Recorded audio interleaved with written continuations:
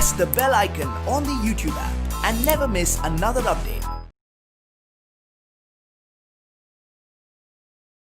Hello ವಿದ್ಯಾರ್ಥಿಗಳೇ, ಇಂದಿನ ತರಗತಿಯಲ್ಲಿ ಸಂಭವನೀಯತೆಯ ಮೇಲೆ ಕೆಲವೊಂದಿಷ್ಟು ಉದಾಹರಣೆ ಲೆಕ್ಕಗಳನ್ನ ಮಾಡಿದ್ವಿ. ಇವತ್ತು ಕೂಡ ಅಷ್ಟೇ ಇನ್ನು ಉಳಿದಿರ್ತಕ್ಕಂಥ ಉದಾಹರಣೆ ಲೆಕ್ಕಗಳನ್ನ ಮಾಡ್ತಾ ಬರೋಣ. ಇವತ್ತಿನ ಉದಾಹರಣೆ ಯಾವುದಪ್ಪ ಅಂದರೆ ಉದಾಹರಣೆ 6 ನಿಮ್ಮ ಪುಸ್ತಕದಲ್ಲಿ ಕೊಟ್ಟಿದ್ದಾರೆ. ಗಣಿತ ಪುಸ್ತಕದಲ್ಲಿ 6ನೇ ಉದಾಹರಣೆ ಏನಿದೆ ಅಂತ ನೋಡ್ಕೊಳ್ತಾ ಬರೋಣ. ಒಂದು ಟೈರ್ ಉತ್ಪಾದನಾ ಕಂಪನಿಯು ಟೈರ್ ಬದಲಾವಣೆ ಮಾಡುವ ಮೊದಲು ಅದು ಕ್ರಮಿಸಿದ ದೂರದ ದಾಖಲೆಯನ್ನು ಇಟ್ಟುಕೊಂಡಿದೆ.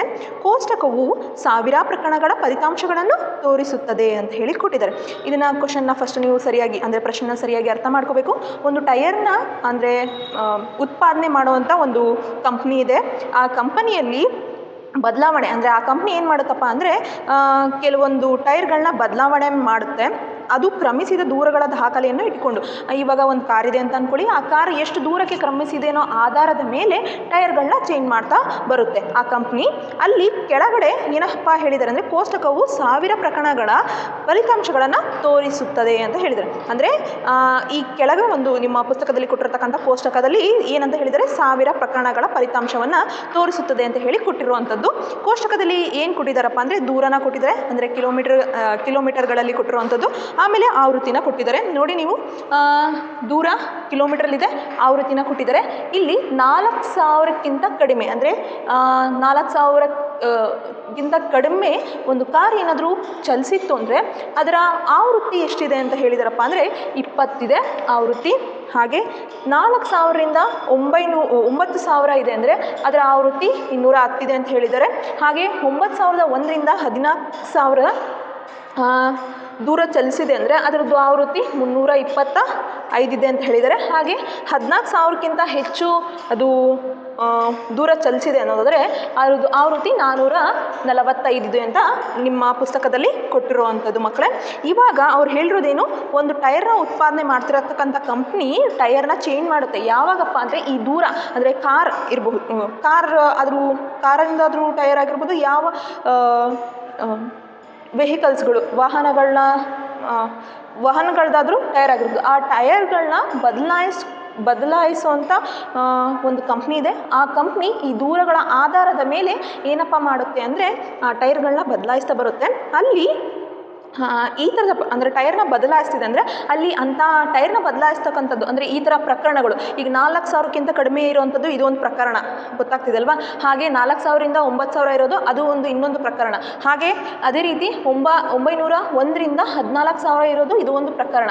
ಹಾಗೆ 14000ಕ್ಕಿಂತ ಹೆಚ್ಚಿರೋದು ಇದು ಒಂದು ಪ್ರಕರಣ. ಇದೇ ರೀತಿ ಒಂದಿಷ್ಟು ಕೆಲವು ಪ್ರಕರಣಗಳನ್ನು ಇಟ್ಕೊಂಡ್ಬಿಟ್ಟು ಏನಾಗುತ್ತೆ ಇಲ್ಲಿ ಇಟ್ಕೊಂಡು ಆ ಕಾರ್ನ ಟೈರ್ಗಳನ್ನ ಏನು ಮಾಡುತ್ತೆ ಆ ಕಂಪ್ನಿ ಬದಲಾಯಿಸ್ತಾ ಬರುತ್ತೆ. ಅವರು ಒಂದು ಎಕ್ಸಾಕ್ಟ್ ಅಂದರೆ ನಮಗೆ ಒಟ್ಟು ಯತ್ನಗಳ ಸಂಖ್ಯೆ ಅಂತ ಹೇಳ್ತೀವಿ ಅಲ್ವಾ, ಆ ರೀತಿ ಒಂದು ಪ್ರಕರಣ ಅಂದರೆ ಎಷ್ಟು ಪ್ರಕರಣಗಳನ್ನ ತಗೊಂಡಿದ್ದಾರೆ ಅನ್ನೋದ್ರೆ ಅವ್ರ ಪುಸ್ತಕದಲ್ಲಿ ಕೊಟ್ಟಿರುವಂಥದ್ದು ಪ್ರಶ್ನೆಯಲ್ಲಿ 1000 ಪ್ರಕರಣಗಳ ಫಲಿತಾಂಶವನ್ನು ಅವ್ರು ಕೊಟ್ಟಿದ್ದಾರೆ. ಇವಾಗ ಇದು ಒಂದು ಫಲಿತಾಂಶ, ಇದು ಒಂದು ಫಲಿತಾಂಶ, ಇದು ಒಂದು ಫಲಿತಾಂಶ, ಹಾಗೆ ಇದು ಒಂದು ಫಲಿತಾಂಶ. ಅದೇ ರೀತಿ ಆ ಥರ ಇರೋವಂಥ ಫಲಿತಾಂಶಗಳು ಎಷ್ಟಿರ್ತಾವಪ್ಪ ಅಂದರೆ 1000 ಫಲಿತಾಂಶಗಳು.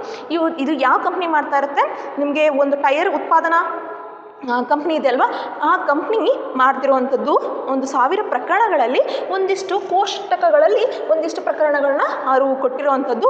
ಈಗ ನೀವೇನು ಮಾಡಬೇಕಪ್ಪ ಅಂದರೆ ನೀವು ಈ ಕಂಪನಿಯ ಟೈರ್ಗಳನ್ನು ಖರೀದಿಸುವುದಾದರೆ, ನೀವು ಈ ಕಂಪ್ನಿದು ಏನಾದರೂ ಟೈರ್ನ ನೀವು ತೊಗೊಳೋದಾದರೆ ಕೆಳಗಿನ ಸಂಭವನೀಯತೆಗಳನ್ನ ಕಂಡುಹಿಡಿ ಅಂತ ಹೇಳಿದರೆ, ಈಗ ನೀವು ಏನಪ್ಪ ಅಂದರೆ ಇದರ ಆಧಾರದ ಮೇಲೆ ಏನಾದರೂ ಟೈರ್ ತೊಗೊತೀರಾ ಅಂದರೆ ಅವರು ಒಂದು 3 ಪ್ರಶ್ನೆಗಳನ್ನ ಕೊಟ್ಟಿದ್ದಾರೆ.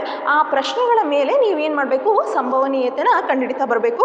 ಫಸ್ಟ್ ಅಂದರೆ ಮೊದಲನೇ ಪ್ರಶ್ನೆ ಏನಪ್ಪ ಇದೆ ಅಂದರೆ 4000 ಕಿಲೋಮೀಟರ್ಗಳಿಗಿಂತ ಮೊದಲೇ ಬದಲಾವಣೆ ಮಾಡುವ ಅಗತ್ಯತೆ ಎಷ್ಟು ಅಂತ ಕೊಟ್ಟಿರುವಂಥದ್ದು. ನೋಡಿ, 4000 ಕಿಲೋಮೀಟರ್ಗಳಿಗಿಂತ ಮೊದಲೇ ಬದಲಾವಣೆ ಮಾಡುವ ಅಗತ್ಯತೆ ಅಂತ ಹೇಳಿ ಕೊಟ್ಟಿದ್ದಾರೆ ಇಲ್ಲಿ. ಅಂದರೆ ಈ 4000ದಿಂದ ಇಲ್ಲಿ 9000 ಇರೋದು, ಇಲ್ಲಿ ನೋಡಿ ಇಲ್ಲಿ 4000ಗಿಂತ ಕಡಿಮೆ ಇದೆ. ನೀವು ಫಸ್ಟು ಈ ಕೋಷ್ಟಕನ ಸರಿಯಾಗಿ ಅರ್ಥ ಮಾಡಿಕೊಂಡ್ರೆ ಈ ಲೆಕ್ಕವನ್ನು ಅವ್ರು ಕೊಟ್ಟಿರುವಂಥ 3 ಪ್ರಶ್ನೆಗಳನ್ನ ಬಿಡಿಸಬಹುದು. 4000ಕ್ಕಿಂತ ಕಡಿಮೆ ಇಲ್ಲಿರೋದು 4000ರಿಂದ 9000, ಮತ್ತೇನಿದೆ 9000ದಿಂದ 14000 ಇದೆ. ಇಲ್ಲಿ 14000ಕ್ಕಿಂತ ಹೆಚ್ಚಿದೆ. ಅವ್ರು ಹೇಳಿರೋದೇನು, 4000 ಕಿಲೋಮೀಟರ್ಗಳಿಗಿಂತ ಮೊದಲೇ ಬದಲಾವಣೆ ಅಂದರೆ 4000 ಅಂದರೆ ಇದಕ್ಕಿಂತ ಮೊದಲೇ ಬದಲಾವಣೆ ಆಗಿರುವಂಥದ್ರದ್ದು ಅಂದರೆ ಟೈರ್ ಬದಲಾವಣೆ ಆಗಿರುತ್ತಲ್ಲ ಅದರದ್ದು ಸಂಭವನೀಯತೆ ಎಷ್ಟು ಅಂದರೆ ಮಾಡುವ ಅಗತ್ಯತೆ ಇದನ್ನು ಅಲ್ಲಿ ಎಷ್ಟು ಸಂಭವನೀಯತೆ ಬರಬಹುದು ಅನ್ನೋದನ್ನು ನೀವು ನೋಡ್ತಾ ಬರ್ಬೋದು. ಇನ್ನೊಂದ್ಸರಿ ಹೇಳ್ತೀನಿ ನೋಡಿ ಮಕ್ಕಳೇ, ಅವ್ರು ಹೇಳಿರೋದೇನು 4000 ಕಿಲೋಮೀಟರ್ಗಳಿಗಿಂತ ಮೊದಲೇ ಬದಲಾವಣೆ ಮಾಡುವ ಅಗತ್ಯತೆ. ಅಂದರೆ ಇವಾಗ ಇಲ್ಲಿ 4000ರಿಂದ 9000ದೊಳಗೆ ಇಲ್ಲೊಂದು ಬದಲಾವಣೆ ಆಗಿರುತ್ತೆ ಹೌದಾ. ಅವ್ರು ಏನು ಹೇಳಿರೋದು ಇದಕ್ಕಿಂತ ಮುಂಚೆನೇ ಒಂದು ಆಗಿರೋದು, ಅದು ಇದಕ್ಕಿಂತ ಮುಂಚೆ ಅಂದರೆ ಎಷ್ಟೋ ಆಗಿರ್ಬೋದು, 4000ಕ್ಕಿಂತ ಇಲ್ಲಿ ಕಡಿಮೆ ಅಂತ ಕೊಟ್ಟಿದ್ದಾರೆ. ಅಲ್ಲಿ 4000 ಆದರೆ 4020 ಇರ್ಬೋದು, 4030 ಯಾರಾದರೂ ಇರ್ಬೋದು, 4050 ಇರ್ಬೋದು, ಹೀಗೆ ಸಾರಿ 4000ಕ್ಕಿಂತ ಕಡಿಮೆ ಇರೋದ್ರಿಂದ 4000ಕ್ಕಿಂತ ಕಡಿಮೆ ಅಂದರೆ 3089, 3050, 3020 ಈ ರೀತಿಯಲ್ಲಿ ಯಾವುದಾದ್ರೂ ವಾಹನ ಆಗಿರ್ಬೋದು ಅದು ಚಲಿಸಿರಬಹುದು. ಆಧಾರದ ಮೇಲೆ ಅಂದರೆ ಕಿಲೋಮೀಟರ್ ದೂರಗಳ ಚಲಿಸಿರುತ್ತಲ್ಲ ಆ ಆಧಾರದ ಮೇಲೆ ಅವರು ಆವೃತ್ತಿನ ಕೊಟ್ಟಿರೋದಿಲ್ಲಿ. ಅವ್ರು ಹೇಳಿರೋದೇನು 4000ಕ್ಕಿಂತ ಹಿಂದೆ ಆಗಿರೋವಂಥದ್ದು ಅಂದರೆ ಟೈರ್ನ ಬಳಕೆ ಆಗಿರುತ್ತೆ ಅದರದ್ದು ಸಂಭವನೀಯತೆ ಎಷ್ಟು ಅನ್ನೋದನ್ನು ನೀವು ಕಂಡುಹಿಡಿಬೇಕು ಮಕ್ಕಳೇ. ಪ್ರಶ್ನೆ ಅರ್ಥ ಆಯಿತು ಅಂತ ಅಂದ್ಕೊಳ್ತೀನಿ. ಇವಾಗ ಅದನ್ನು ಬಿಡಿಸ್ತಾ ಬರೋಣ. ನಾವು ಫಸ್ಟು ಏನಪ್ಪ ಅಂದರೆ ಸಂಭವನೀಯತೆ ಕಂಡುಹಿಡಲಿಕ್ಕೆ ಸೂತ್ರವನ್ನು ನೆನಪು ಮಾಡ್ಕೋಬೇಕು. ಸೂತ್ರ ಏನು ಹೇಳುತ್ತೆ ಸಂಭವನೀಯತೆದು ಅಂದರೆ, ಸಂಭವನೀಯತೆ ಯಾವ ಅಕ್ಷರದಿಂದ ಸೂಚಿಸ್ತೀವಿ ನಾವು? ಪಿ ಆಫ್ ಇ ಅಂತ ಹೇಳಿ ಬರಿತೀವಿ ಹೌದಲ್ವಾ.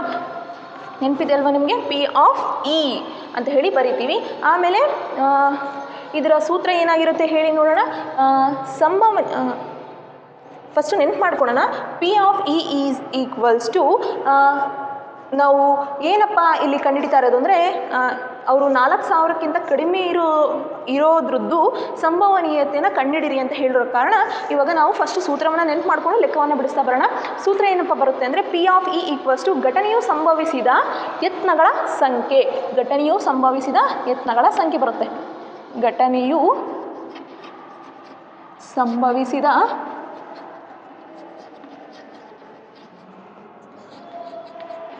ಯತ್ನಗಳ ಸಂಖ್ಯೆ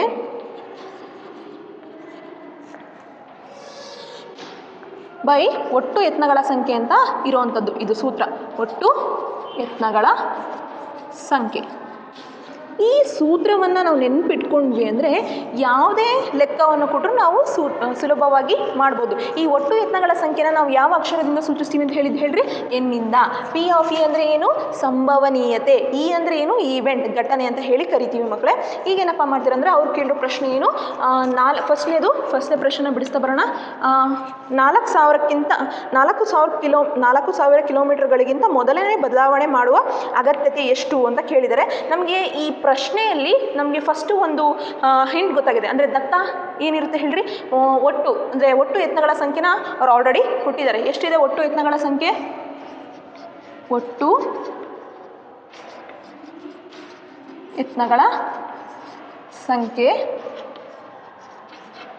ಯತ್ನಗಳ ಸಂಖ್ಯೆ ಎಷ್ಟಿರುತ್ತೆ? 1000 ಇರುತ್ತೆ. 1000 ಇರುವಂಥದ್ದು ಅವರು ನಿಮ್ಮ ಪ್ರಶ್ನೆಯಲ್ಲಿ ಕೊಟ್ಟಿರ್ತಕ್ಕಂಥದ್ದು. ಒಟ್ಟು ಯತ್ನಗಳ ಸಂಖ್ಯೆ 1000 ಇದೆ ಮಕ್ಕಳೇ ಇಲ್ಲಿ. ಈಗ ಫಸ್ಟ್ನೇ ಪ್ರಶ್ನೆ ಏನು? ಈ 4000ಕ್ಕಿಂತ ಮುಂಚೆನೇ ಆಗಿರುವಂಥ ಅಂದರೆ ಟೈರ್ನ ಬದಲಾವಣೆ, ಅಂದರೆ ಅದಕ್ಕಿಂತ ಮುಂಚೆ ಟೈರ್ನ ಬದಲಾವಣೆ ಆಗಿರುತ್ತಲ್ಲ ಅದರ ಸಂಭವನೀಯತೆ ಎಷ್ಟು ಅನ್ನೋದನ್ನು ನೀವು ಕಂಡುಹಿಡಿಬೇಕು. ಹಾಗಾಗಿರೋದ್ರಿಂದ ಸೂತ್ರ ಏನಾಗಿರುತ್ತಪ್ಪ ಅಂದರೆ ನೋಡಿ, ಪಿ ಆಫ್ ಇ ಅಂದರೆ ಇ ಅಂದರೆ ಏನಂತ ಬರ್ಕೊತೀರಾ ಅಂದರೆ ಇಲ್ಲಿ ಈ 4000 ಕಿಲೋ ಈ ಜಾಗದಲ್ಲಿ 4000ಗಿಂತ ಕಡಿಮೆ 4000ಕ್ಕಿಂತ ಕಡಿಮೆ ಟೈರ್ನ ಬದಲಾವಣೆ ಆಗಿರುವಂಥದ್ದು ಅದನ್ನು ಬರ್ಕೊತೀರಿ ನೀವು. ಈ ಪಿ ಆಫ್ ಇ ಅಂದರೆ ಏನು? 4000 ಕಿಲೋಮೀಟರ್ಗಿಂತ ಮೊದಲು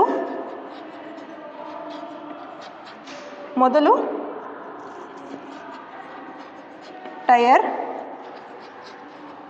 ಬದಲಾವಣೆ ಆಗಿರುವಂಥದ್ದು.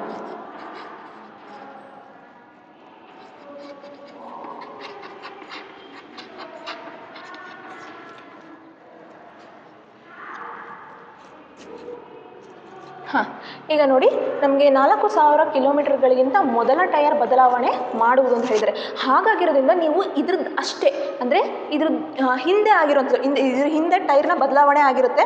ಆ ಟೈರ್ನ ಬದಲಾವಣೆ ಆಗಿರುವಂಥದ್ದು ಅದರ ಹಿಂದೆ ಇರುವಂಥದ್ದು ಸಂಭವನೀಯತೆಯನ್ನು ನೀವು ಇಲ್ಲಿ ಕಂಡುಹಿಡಿಬೇಕಾಗುತ್ತೆ. ಹಾಗಾಗಿರೋದ್ರಿಂದ ಇಲ್ಲಿ ಏನಪ್ಪ ಬರೀತೀರ ಅಂದರೆ ಸೂತ್ರನ P of E is equals to ಅಂದರೆ ನೋಡಿ ಇಲ್ಲಿ ಘಟನೆಯು ಸಂಭವಿಸಿದ ಯತ್ನಗಳ ಸಂಖ್ಯೆ, ಈ ರೀತಿ ಬದಲಾವಣೆ ಆಗಿರೋದು ಎಷ್ಟು ಸರಿ ಆಗಿದೆ ಅನ್ನೋದು ಅಂದರೆ ಆವೃತ್ತಿ ರೂಪದಲ್ಲಿ ಫ್ರೀಕ್ವೆನ್ಸಿಯಲ್ಲಿ ಕೊಟ್ಟಿರುವಂಥದ್ದು 20 ಸರಿ ಆಗಿರ್ಬೋದು. ಆ ರೀತಿ ಅಂದರೆ ನೋಡಿ 4000ದಿಂದ 9000ದೊಳಗೂ ಕಿಲೋಮೀಟರ್ ದೂರ ಹೋಗಿರುತ್ತೆ ಅಂತ ಅಂದ್ಕೊಳ್ಳಿ ಕಾರ್. ಅದರದ್ದು ಟೈರ್ನ ಬದಲಾವಣೆ ಎಷ್ಟು ಸರಿ ಮಾಡಿರ್ತಾರೆ ಅಂತ ಅಂದ್ಕೊಳ್ಳಿ 210. ಜಸ್ಟ್ ನಿಮ್ಗೊಂದು ಎಕ್ಸಾಂಪಲ್ ರೀತಿ ಹೇಳ್ತಾ ಇದ್ದೀನಿ. ಇಲ್ಲಿ ಕಾರ್ ಇರ್ಬೋದು ಅಥವಾ ಲಾರಿ ಆದರೂ ಇರಬಹುದು. ನೋಡಿ 4000ಕ್ಕಿಂತ ಕಡಿಮೆ ಅಂದರೆ ಈ 4000ಕ್ಕಿಂತ ಕಡಿಮೆ ಅಂದರೆ ಅದ್ರ ಹಿಂದೆ ಆಗಿರೋದ್ರದ್ದು ಸಂಭವನೀಯತೆ ಕಂಡುಹಿಡಿರಿ ಅಂತ ಹೇಳಿರೋದು ಅವರು. ಗೊತ್ತಾಗ್ತಿದೆ ಅಲ್ವಾ ನಿಮಗೆ? ಹಾಗಾಗಿರೋದ್ರಿಂದ ಅದನ್ನು ಎಷ್ಟು ಸರಿ ಅಂದರೆ ಎಷ್ಟೋ ಇರ್ಬೋದು. ಅಂದರೆ 4000ಕ್ಕಿಂತ ಕಡಿಮೆ ಅಂದರೆ 3000 ಇರ್ಬೋದು, 2000 ಇರ್ಬೋದು, ಅಥವಾ 3050 ಆದರೂ ಇರಬಹುದು, 3089 ಆದರೂ ಇರ್ಬೋದು. ಈ ರೀತಿ ಅಂದರೆ ಎಷ್ಟಾದರೂ ಕಿಲೋಮೀಟ್ರಲ್ಲಿ ಹೋಗಿರ್ಬೋದು. ಅದನ್ನು ಅಲ್ಲಿ ಎಷ್ಟು ಸರಿ ಬದಲಾವಣೆ ಆಗಿರುತ್ತಪ್ಪ ಅಂದರೆ 20 ಸರಿ ಬದಲಾವಣೆ ಆಗಿರುತ್ತೆ. ಹಾಗಾಗಿರೋದ್ರಿಂದ ಇದರ ಬೇಸಿಸ್ ಮೇಲೆ ಅಂದರೆ ಇದರ ಅಡಿಯಲ್ಲಿ ನಾವೇನಪ್ಪ ಮಾಡ್ತೀವಿ ಅಂದರೆ ಅವರು ಕೊಟ್ಟಿರುವಂಥ ಪ್ರಶ್ನೆ 4000 ಕಿಲೋಮೀಟರ್ಗಿಂತ ಮೊದಲ ಟೈರ್ ಬದಲಾವಣೆ ಆಗಿರುತ್ತಲ್ವ, ಅದರದ್ದು ಸಂಭವನೀಯತೆಯನ್ನು ನಾವು ಇಲ್ಲಿ ಕಂಡುಹಿಡಿತಾ ಬರ್ತೀವಿ. ಹಾಗಾಗಿರೋದ್ರಿಂದ P of E is equal to ನಮಗೆ ಏನಾಗಿರುತ್ತೆ 4000ಗಿಂತ ಕಡಿಮೆ ಟೈರ್ನ ಬದಲಾವಣೆ ಎಷ್ಟು ಸರಿ ಆಗಿರುತ್ತೆ 20 ಸರಿ ಆಗಿರುತ್ತೆ. ಹಾಗಾಗಿರೋದ್ರಿಂದ 20 ಏನಂತ ಬರೀತೀರಿ, ನಮಗೆ ಒಟ್ಟು ಯತ್ನಗಳ ಸಂಖ್ಯೆನ ಏನಂತ ತೊಗೊಳ್ತೀರಾ 1000 ಅಂತ ಹೇಳಿ ತೆಗೆದುಕೊಳ್ತೀರಿ. ಇವಾಗ ಇದನ್ನು ಬಿಡಿಸಿ ಬರೆದಾಗ ನಮಗೆ ಬರ್ತಕ್ಕಂಥ ಉತ್ತರ ಎಷ್ಟು ಅನ್ನೋದನ್ನು ನೋಡೋಣ. ನೋಡಿ 1000ದಿಂದ 20ನ್ನು ಭಾಗಿಸ್ತೀವಿ, ಆಗ ನಮಗೆ ಬರ್ತಕ್ಕಂಥದ್ದು 0.02 ನಿಮಗೆ ಭಾಗಿಸ್ಲಿಕ್ಕೆ ಬರುತ್ತೆ ಅಂತ ಅಂದ್ಕೊಂಡಿದ್ದೀನಿ. ನೋಡಿ ಇಲ್ಲಿ ಸೈಡಲ್ಲಿ ಮಾಡಿಬಿಡ್ತೀನಿ. 1000ದಿಂದ 20ನ್ನು ಭಾಗಿಸ್ಬೇಕು. 1000ದಲ್ಲಿ 20 ತುಂಬ ಕಡಿಮೆ ಆಗಿಬಿಡುತ್ತೆ. ಹಾಗಾಗಿರೋದ್ರಿಂದ ನಾನು ಏನು ಮಾಡ್ತೀನಿ 0 ಕೊಟ್ಟು ಪಾಯಿಂಟ್ನ ಇಟ್ಕೊಂಡಾಗ ಇಲ್ಲೊಂದು 0 ಬರ್ಕೋಬೋದು. ನಮಗೆ 3 ಸಂಖ್ಯೆಗಳಾದವು, ಇಲ್ಲಿ 4 ಇದೆ. ಹಾಗಾಗಿರೋದ್ರಿಂದ ಇಲ್ಲಿ ಇನ್ನೊಂದು ಸಂಖ್ಯೆನ ಬರ್ಕೋಬೇಕಾದ್ರೆ ನಾವು ಇಲ್ಲಿ ಇನ್ನೊಂದು ಸಂಖ್ಯೆನ ಇಟ್ಕೋಬೇಕಾಗತ್ತೆ ಪಾಯಿಂಟ್ ಆದಮೇಲೆ. ಹಾಗಾಗಿರೋದ್ರಿಂದ ನೋಡಿ 1002 ಎಷ್ಟು 2000 ಬಂತು. ಹೌದಾ? ಎಷ್ಟಾಯಿತು? 0ಲ್ಲಿ 0 ಹೋಯ್ತು ಅಂದರೆ 0, 0ಯಲ್ಲಿ 0 ಹೋಯ್ತು ಅಂದರೆ 0, 0ಯಲ್ಲಿ 0 ಹೋಯ್ತು ಅಂದರೆ 0, 2ರಲ್ಲಿ 2 ಹೋಯ್ತು ಅಂದರೆ 0 ಬಂತು. ಹೇಗೆ ಭಾಗ ಮಾಡಿದ್ವಿ ಅನ್ನೋದು ಗೊತ್ತಾಯ್ತಲ್ವ? ಇನ್ನೊಂದ್ಸರಿ ಹೇಳ್ತೀನಿ ನೋಡಿ ಮಕ್ಕಳೇ. ಅವ್ರು ಕೇಳಿರುವಂಥ ಪ್ರಶ್ನೆ ಏನಪ್ಪ ಅಂದರೆ 4000 ಕಿಲೋಮೀಟರ್ಗಳಿಂದ ಮೊದಲೇ ಬದಲಾವಣೆ ಮಾಡುವ ಅಗತ್ಯತೆ ಅಂದರೆ ಅಲ್ಲಿ ಟೈರ್ನ ಬದಲಾವಣೆ ಆಗಿರುತ್ತೆ. ಆ ಟೈರ್ನ ಬದಲಾವಣೆಯಲ್ಲಿ ಸಂಭವನೀಯತೆ ಎಷ್ಟು ಇರೋದು ಅನ್ನೋದನ್ನು ನೀವು ಕಂಡುಹಿಡಿಬೇಕು. ಸೊ ಹಾಗಾಗಿರೋದ್ರಿಂದ ಏನಪ್ಪ ಮಾಡ್ತೀರಾ ಅಂದರೆ ಫಸ್ಟು ಒಟ್ಟು ಯತ್ನಗಳ ಸಂಖ್ಯೆನ ನಾವು ಪ್ರಶ್ನೆಯ ಮೇಲೆ ಬರ್ಕೊಂಡಿದ್ದೀವಿ. ಒಟ್ಟು ಯತ್ನಗಳ ಸಂಖ್ಯೆ ನಮಗೆ ಸೂತ್ರ ಗೊತ್ತಿದೆ. ಅದರ ಮೇಲೆ ನಾವು ಏನಪ್ಪ ಮಾಡ್ತೀವಿ ಅಂದರೆ ಫಸ್ಟ್ ಅವರು ಕೊಟ್ಟಿರುವಂಥ ಪ್ರಶ್ನೆಯಲ್ಲಿ ಮೊದಲನೇ ಪ್ರಶ್ನೆನ ಕಂಡುಹಿಡಿತೀವಿ. ನಮಗೆ ಬೇಕಾಗಿರೋದೇನು ಘಟನೆಯು ಸಂಭವಿಸಿದ ಯತ್ನಗಳ ಸಂಖ್ಯೆ ಅಂದರೆ ಒಂದು ಘಟನೆ ನಡೆದಿದೆ ಹೌದಲ್ವಾ? ಅವರೇನು 4000ಗಿಂತ ಹಿಂದೆ ಟೈರ್ನ ಬದಲಾವಣೆ ಆಗಿದೆ, ಅದು ಒಂದು ಘಟನೆ. ಆ ಘಟನೆ ಎಷ್ಟು ಸರಿ ನಡೆದಿದೆ 20 ಸರಿ. ಘಟನೆಯು ಸಂಭವಿಸಿದ ಯತ್ನಗಳ ಸಂಖ್ಯೆ 20 ಸರಿ 20. ಹಾಗೆ ಒಟ್ಟು ಯತ್ನಗಳ ಸಂಖ್ಯೆ ಎಷ್ಟಿರುತ್ತೆ 1000. ಅಂದರೆ ಅವ್ರು ಏನು ಹೇಳಿರೋದು, ಈಗ ಎಷ್ಟು ದೂರ ಒಂದು ಗಾಡಿ ಚಲಿಸಿರುತ್ತೆ ಅಂತ ಅಂದ್ಕೊಳ್ಳಿ, ಅದು ಎಷ್ಟು ಸರಿ ಅಂತ ಹೇಳಿ ಒಂದು ಎಕ್ಸಾಕ್ಟ್ ಅವರೇ ಪ್ರಶ್ನೆಯಲ್ಲಿ ಕೊಟ್ಟಿರುವಂಥದ್ದು. ಸೊ ಅದರದ ಮೇಲೆ ಏನು ಮಾಡ್ತೀರಾ ಈ ಲೆಕ್ಕವನ್ನು ಬಿಡಿಸ್ತಾ ಬರ್ತೀರಾ. ಅದೇ ರೀತಿ ಎರಡನೇ ಪ್ರಶ್ನೆ ಏನಿದೆ ನೋಡೋಣ. ಎರಡನೇದರಲ್ಲಿ ಅವ್ರು ಕೊಟ್ಟಿರುವಂಥದ್ದು 9000 ಕಿಲೋಮೀಟರ್ಗಳಿಗಿಂತ ಹೆಚ್ಚಾದ ಹಾಳಾಗುವುದು ಅಂದರೆ 9000 ಕಿಲೋಮೀಟರ್ ದೂರ ಎಲ್ಲಿ ಚಲಿಸಿದೆ ನೋಡಿ 9000 ಕಿಲೋಮೀಟರ್.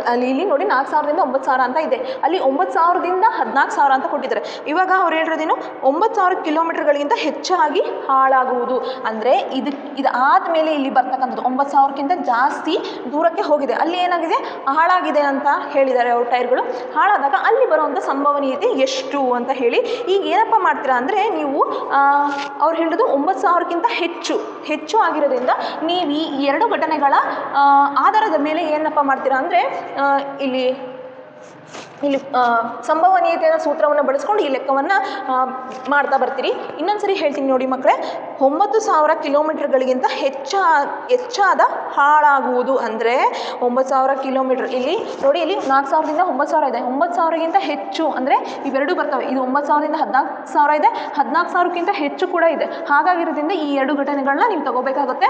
ಅರ್ಥ ಆಯಿತು ಅಲ್ವಾ? ಫಸ್ಟು ಏನು ಮಾಡ್ತೀರಾ, ನಾವು ಈ ಎರಡರ ಆವೃತ್ತಿನ ಕೂಡಿಸ್ಕೊಂಡು ಆ ನಂತರ ಸಂಭವನೀಯತೆ ಎಷ್ಟು ಅನ್ನೋದನ್ನು ಕಂಡುಹಿಡಿಬೇಕಾಗುತ್ತೆ. ಗೊತ್ತಾಯ್ತಲ್ವಾ? ಈಗ ಇದಿಷ್ಟು ಅರ್ಥ ಆಯ್ತು ಅಂತ ಅಂದ್ಕೊಳ್ತೀನಿ. ಫಸ್ಟ್ನೇ ಲೆಕ್ಕ, ಎರಡನೇದು ಬಿಡಿಸ್ತಾ ಬರೋಣ.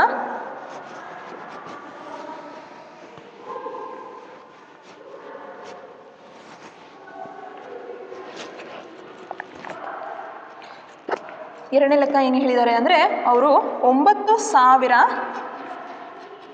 ಕಿಲೋಮೀಟರ್ಗಳಿಗಿಂತ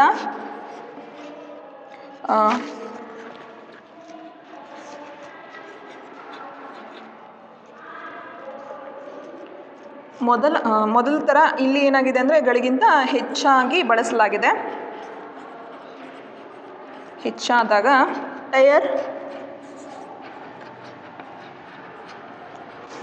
ಟಯರ್ ಹಾಳಾಗುವ ಆವೃತ್ತಿ.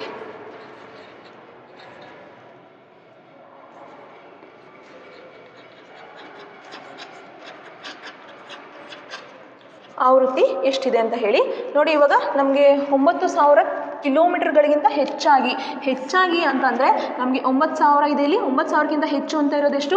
9,000ದಿಂದ 14,000. 9,001ದಿಂದ ಎಷ್ಟಿದೆ? 14,000 ಇದೆ. ಹೌದಾ?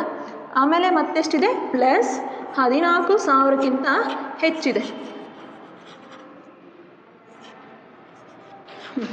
ನೋಡಿ, 9,000ದಿಂದ 14,000, ಅದಾದ ನಂತರ ಎಷ್ಟಿದೆ? 14,000ಕ್ಕಿಂತ ಹೆಚ್ಚಿದೆ. ಅವ್ರೇನು ಹೇಳಿರೋದು? 9,000 ಕಿಲೋಮೀಟರ್ಗಳಿಗಿಂತ ಹೆಚ್ಚು. ಹಾಗಾಗಿರೋದ್ರಿಂದ ಏನು ಮಾಡ್ತೀರಾ, ಇವೆರಡನ್ನೂ ಕೂಡಬೇಕಾಗುತ್ತೆ. ನೋಡಿ, ಅದರ ಆವೃತ್ತಿ ಎಷ್ಟು ಕೊಟ್ಟಿದ್ದಾರೆ ಅವರು? ಆವೃತ್ತಿ ಒಂದ್ರದ್ದು ಆವೃತ್ತಿ 325 ಕೊಟ್ಟಿದ್ದಾರೆ. ಆನಂತರ ಎಷ್ಟು ಕೊಟ್ಟಿದ್ದಾರೆ? 445 ಕೊಟ್ಟಿದ್ದಾರೆ. ಎರಡನ್ನೂ ಕೂಡ್ರಿ. ನೋಡಿ, 325 ಪ್ಲಸ್ 445. 5 5 ಎಷ್ಟು? 10, 6 7, 7 1 770. ಎಷ್ಟಾಯಿತು? 770. ಇದನ್ನು ಕೂಡಿದಾಗ ನಮಗೆ ಒಟ್ಟಾರೆ ಇವೆರಡರದ್ದು ಆವೃತ್ತಿ ಎಷ್ಟು? 720. ಇದರ ಆಧಾರದ ಮೇಲೆ ನೀವೇನಪ್ಪ ಮಾಡ್ತೀರಾ ಅಂದರೆ, ಇದರದ್ದು ಹೆಚ್ಚಾಗಿ ಬದಲಾವಣೆ ಆಗಿರುತ್ತಲ್ವ ಟಯರ್ಗಳದ್ದು, ಅದರ ಸಂಭವನೀಯತೆಯನ್ನು ಕಂಡುಹಿಡಿತೀರ. ಹಾಗಾಗಿರೋದ್ರಿಂದ ನಮಗೆ ಇಲ್ಲಿ ಬಂದಿರತಕ್ಕಂಥ ಆವೃತ್ತಿ ಎಷ್ಟು? 770. ಇದನ್ನು ಇಲ್ಲಿ ಬರ್ಕೊಳ್ರಿ. ಇದಿಷ್ಟು ಗೊತ್ತಾಯಿತು ಅಂತ ಅಂದ್ಕೊಳ್ತೀನಿ. ಹಾಗೆ ಇವಾಗ ಸಂಭವನೀಯತೆಯನ್ನು ಕಂಡುಹಿಡಿಯೋಣ. ಇಲ್ಲಿ ಸಂಭವನೀಯತೆ ಏನು ಬರುತ್ತೆ ಸೂತ್ರ? P of E equals to ನಮಗೆ ಬಂದಿರುವಂಥದ್ದು ನೋಡಿ. ಈ ಪಿ ಆಫ್ ಇ ಅಂದರೆ ಏನಪ್ಪ ಬರುತ್ತೆ ಅಂದರೆ, 9,000 ಕಿಲೋಮೀಟರ್ಗಳಿಗಿಂತ ಹೆಚ್ಚಾಗಿ ಟಯರ್ ಹಾಳಾಗುವುದು ಅಂತ ಹೇಳಿ ಬರ್ಕೊಂಡು, ಅಂದರೆ ನೀವು ಅದರದ್ದೇ ಅಲ್ವಾ ಈ ಘಟನೆದು ಅಲ್ವಾ ಸಂಭವನೀಯತೆ ಕಂಡುಹಿಡಿತಾ ಇರೋದು. ಹಾಗಾಗಿರೋದ್ರಿಂದ ಪಿ ಆಫ್ ಇ ಅಂತ ಹೇಳಿ ಬರ್ಕೊಂಡಿದ್ದೀನಿ. ಸೂತ್ರ ಏನಿದೆ? ಘಟನೆಯು ಸಂಭವಿಸಿದ ಯತ್ನಗಳ ಸಂಖ್ಯೆ. ಅಂದರೆ ಇದು ಎಷ್ಟು ಸರಿ ಅಂದರೆ ಹಾಳಾಗಿದೆ ಆವೃತ್ತಿ ಎಷ್ಟು ಸಿಕ್ಕಿದೆ? 770 ಬೈ ನಮಗೆ ಒಟ್ಟು ಯತ್ನಗಳ ಸಂಖ್ಯೆ. ಅಂದರೆ ಒಟ್ಟು ಯತ್ನಗಳ ಸಂಖ್ಯೆ ಎಷ್ಟಿದೆ? ಅಲ್ಲಿ 1000 ಇದೆ. ಹೌದಾ? ಈಗ ಇದರಿಂದ ಭಾಗಿಸಿದಾಗ ಬರ್ತಕ್ಕಂಥದ್ದು ಎಷ್ಟು? 0.77 ಬರುತ್ತೆ. ಗೊತ್ತಾಯ್ತಲ್ವಾ ಹೇಗೆ ಬರುತ್ತೆ ಅಂತ? ಅದನ್ನು ಭಾಗಿಸಿ ಆನ್ಸರ್ನ ಇಟ್ಟರೆ ಆಯಿತು, ಅಂದರೆ ಕೊನೆಗೆ ಉತ್ತರವನ್ನು ಇಟ್ಟರೆ ಆಯಿತು. ಈಗ ಅದೇ ರೀತಿ ಮೂರನೇ ಲೆಕ್ಕವನ್ನು ಮಾಡ್ತಾ ಬರೋಣ. ಮೂರನೇ ಲೆಕ್ಕ ಏನು ಕೊಟ್ಟಿದ್ದಾರೆ ನೋಡೋಣ. ಮೂರನೇ ಲೆಕ್ಕದಲ್ಲಿ 4,000 ಕಿಲೋಮೀಟ್ರ್ನಿಂದ 14,000 ಕಿಲೋಮೀಟ್ರ್ವರೆಗೆ 4,000 ಕಿಲೋಮೀಟ್ರ್ನಿಂದ 14,000 ಕಿಲೋಮೀಟರ್ವರೆಗಿನ ನಡುವೆ ಬದಲಾವಣೆ ಮಾಡುವ ಅಗತ್ಯತೆ ಅಂತ ಹೇಳಿದ್ದಾರೆ. ಅಂದರೆ 4,000 ಅಂದರೆ ಎಲ್ಲಿ ಬರುತ್ತೆ ನೋಡಿ? ಈ 4,000, ಈ 4,000ದಿಂದ ಎಷ್ಟು ಕೊಟ್ಟಿದ್ದಾರೆ? 14,000. ಇಲ್ಲಿರೋದು 14,000ಕ್ಕಿಂತ ಹೆಚ್ಚಿದೆ, ಬಟ್ ಇಲ್ಲಿ 14,000ಕ್ಕೆ ಕೊನೆಯಾಗಿದೆ. ಹಾಗಾಗಿರೋದ್ರಿಂದ ಇಲ್ಲಿ ಏನು ಮಾಡ್ತೀರಾ? ಈ ಎರಡರ ಆವೃತ್ತಿನ ಕೂಡಿಬಿಟ್ಟು ಆ ನಂತರ ಏನು ಮಾಡ್ತೀರಾ? ಸಂಭವನೀಯತೆನ ಕಂಡುಹಿಡಿತೀರಿ.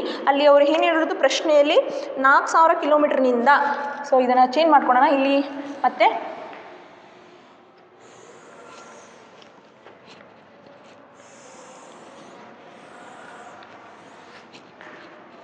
ಈಗ ನಾವು ಮೂರನೇದು ಬಿಡಿಸ್ತಾ ಇರೋವಂಥದ್ದು. ಅವ್ರು ಏನು ಹೇಳಿರೋದಪ್ಪ ಅಂದರೆ 4,000 ಕಿಲೋಮೀಟ್ರ್ ಅಲ್ಲಿಂದ ಎಲ್ಲಿವರೆಗೂ? 14,000 ಕಿಲೋಮೀಟ್ರ್ವರೆಗೂ ಹೇಳಿರುವಂಥದ್ದು ಅಲ್ವಾ? 14,000 ಕಿಲೋಮೀಟ್ರ್ವರೆಗಿನ ನಡುವೆ ಬದಲಾವಣೆ ಆಗಿರುವಂಥದ್ದು. ಅದರ ನಡುವೆ ಟೈರ್ನ ಬದಲಾವಣೆಯ ಅವಶ್ಯಕತೆಯನ್ನು ಬರ್ಕೊತೀವಿ ನಾವು. ನಡುವೆ ಬದಲಾವಣೆಯ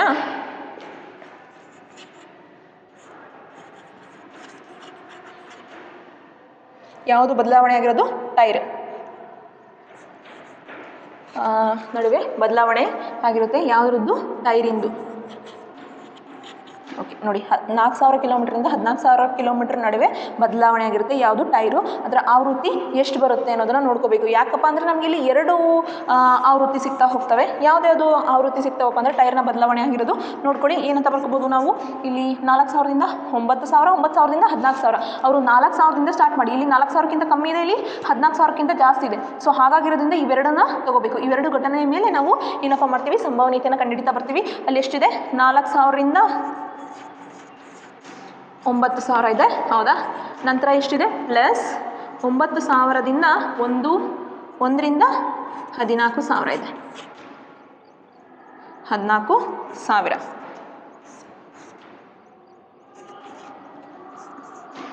ಹಾಂ, 14,000 ಇರುವಂಥದ್ದು.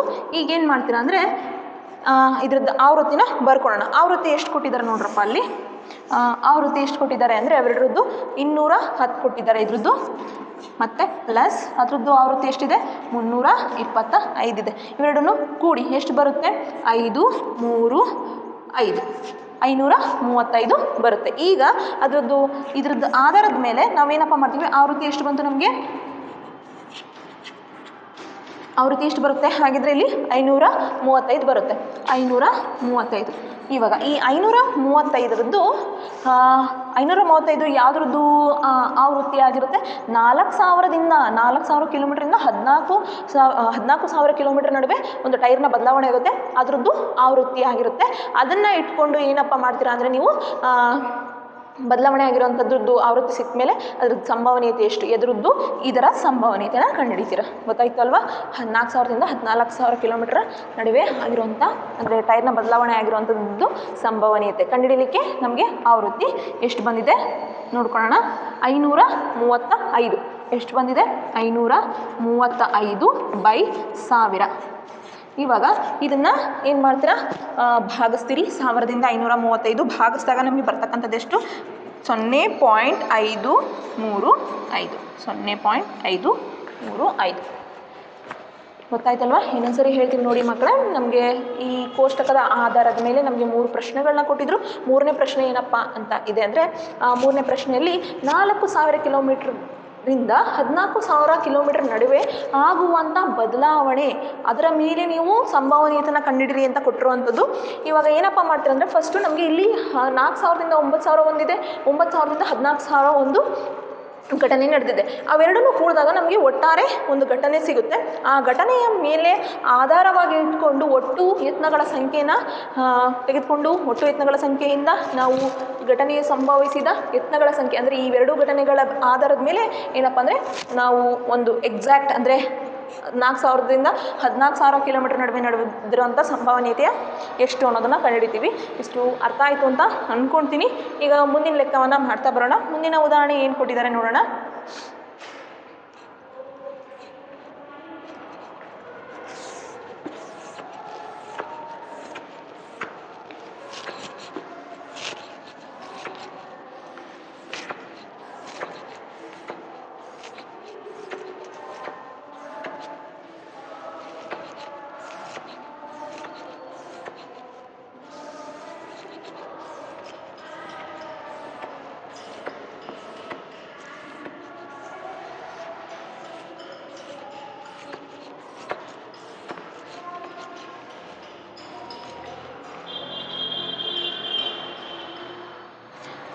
ಮುಂದೆ ಒಂದು ಉದಾಹರಣೆ 7.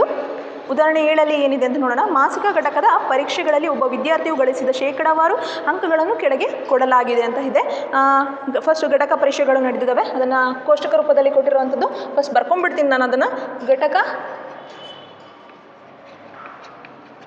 ಪರೀಕ್ಷೆ ನಡೆದಿರುವಂಥದ್ದು. ಆನಂತರ ಎಷ್ಟು ಘಟಕ ಪರೀಕ್ಷೆಗಳು ನಡೆದಿವೆ? 1, 2 ಮತ್ತು 3, ಅದೇ ರೀತಿ 4, ಮತ್ತು 5. ನಮಗೆ ಇಲ್ಲಿ ಗೊತ್ತಾಗ್ಬಿಡುತ್ತೆ ಎಷ್ಟು ಘಟಕ ಪರೀಕ್ಷೆಗಳು ನಡೆದಿವೆ, 5. ಇದನ್ನು ಹಾಗಿದ್ರೆ ಒಟ್ಟು ಯತ್ನಗಳ ಸಂಖ್ಯೆ ಅಂತ ತೆಗೆದುಕೊಳ್ಬೋದಲ್ವ ನಾವು. ಬರ್ಕೊಂಬಿಡೋಣ. ಇಲ್ಲಿ ಒಟ್ಟು ಯತ್ನಗಳ ಸಂಖ್ಯೆ ಎಷ್ಟಿದೆ ನಮಗೆ? ಒಟ್ಟು ಯತ್ನಗಳ ಸಂಖ್ಯೆ ಎಷ್ಟು ಘಟಕ ಪರೀಕ್ಷೆಗಳಾಗಿರುವಂಥದ್ದು? 5. ಈ 5 ಘಟಕ ಪರೀಕ್ಷೆಗಳಲ್ಲಿ ಮುಂದೆ ಏನಾಗಿದೆ ಅಂತ ನೋಡೋಣ. ಪಡೆದ ಶೇಕಡಾವಾರು ಅಂಕಗಳು ಅಂದರೆ ಅವ್ರು ಪಡೆದಿರುವಂಥದ್ದು, ಪಡೆದ ಶೇಕಡ ಅಂದರೆ ಪರ್ಸೆಂಟೇಜಲ್ಲಿ ಕೊಟ್ಟಿದ್ದಾರೆ, ಶೇಕಡಾವಾರು ಅಂಕಗಳು.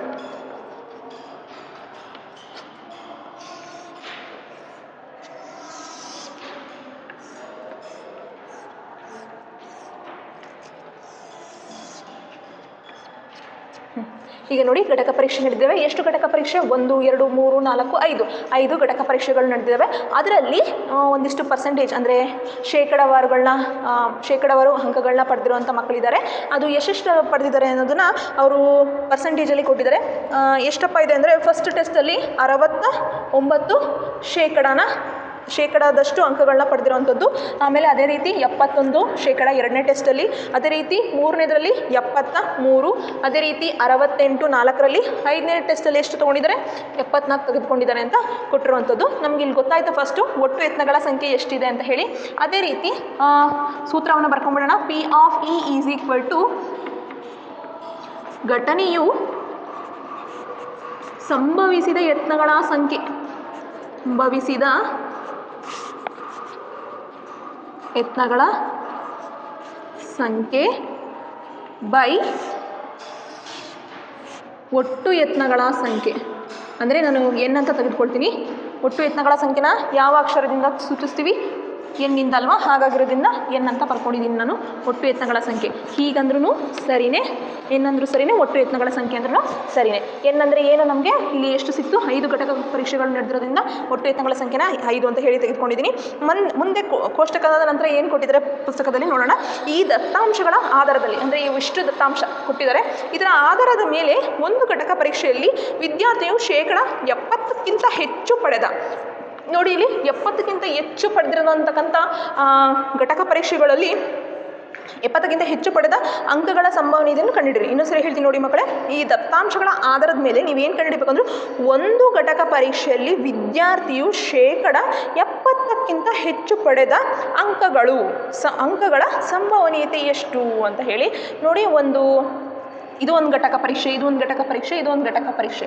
ಈ ಘಟಕ ಪರೀಕ್ಷೆಯಲ್ಲಿ 70ಕ್ಕಿಂತ ಹೆಚ್ಚು ಎರಡನೇ ಘಟಕ ಪರೀಕ್ಷೆ ನಡೆದಿದೆ, ಇಲ್ಲಿ 71 ತೆಗೆದಿದ್ದಾಳೆ. ಮೂರನೇ ಘಟಕ ಪರೀಕ್ಷೆ ನಡೆದಿದೆ, ಇಲ್ಲಿ 70ಕ್ಕಿಂತ ಜಾಸ್ತಿ ಇದೆ, ಹೌದಾ?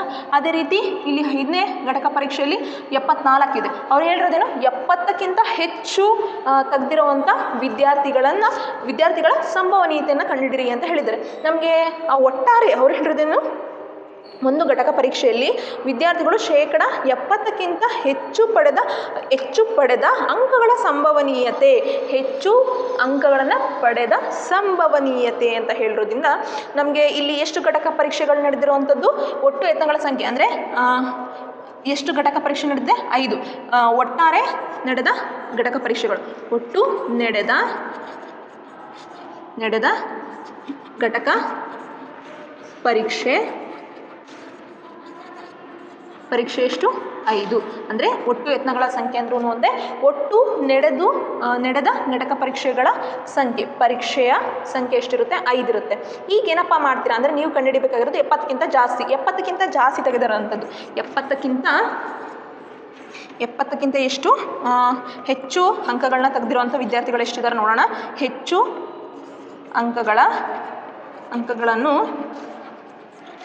ಅಂಕಗಳನ್ನು ಪಡೆದ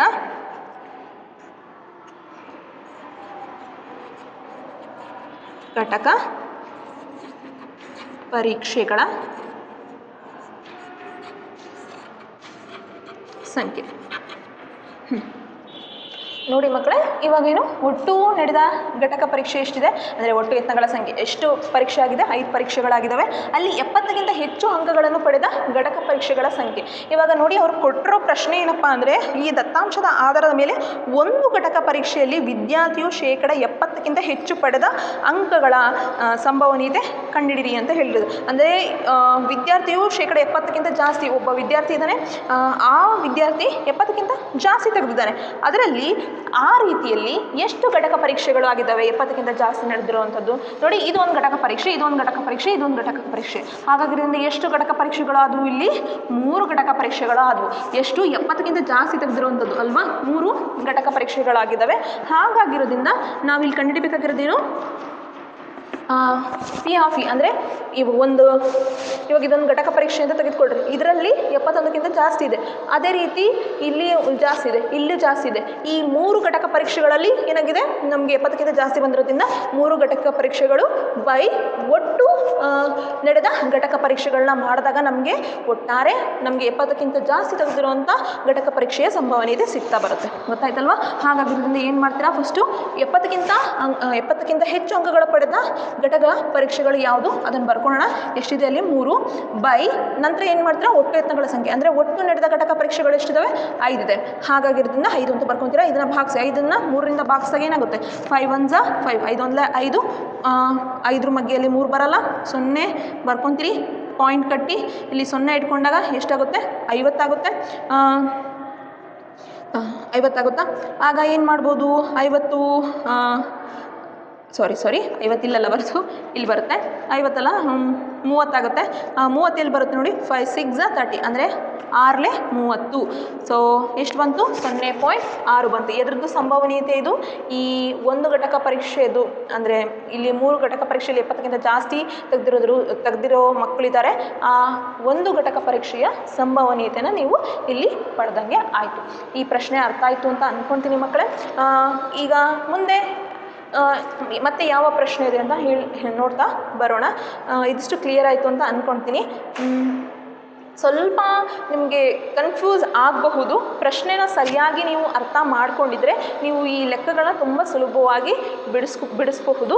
ಇದನ್ನು ಇನ್ನೊಂದು ಸರಿ ಹೇಳ್ಬಿಡ್ತೀನಿ ನಿಮಗೆ. ನೋಡಿ, ನಮಗೆ ಈ ಸೂತ್ರ ಗೊತ್ತಿತ್ತು ಅಂದರೆ ಲೆಕ್ಕ ಬಿಡಿಸೋದು ತುಂಬ ಸುಲಭ.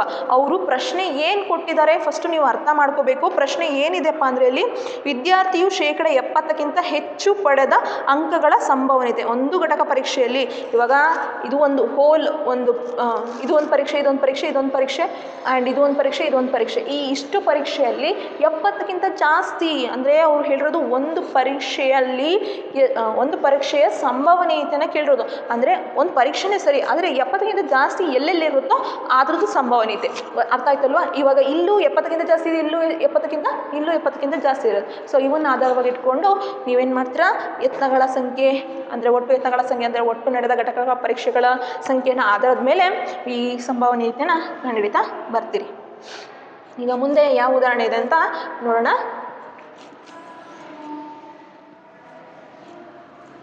ನಾವು ಈ ಉದಾಹರಣೆ 7ನೇ ಉದಾಹರಣೆನ ಮಾಡಿರುವಂಥದ್ದು.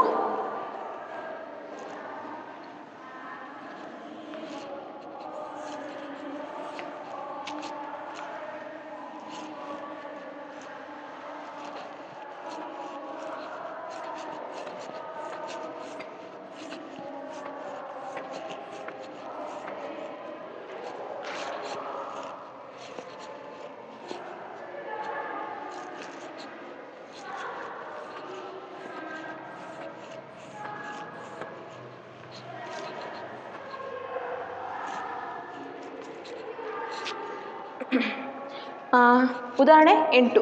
ಉದಾಹರಣೆ 8ರಲ್ಲಿ ಏನಿದೆ ನೋಡೋಣ. ಉದಾಹರಣೆ 8ನ ಮಾಡೋಣ ಇವಾಗ. ಉದಾಹರಣೆ 8.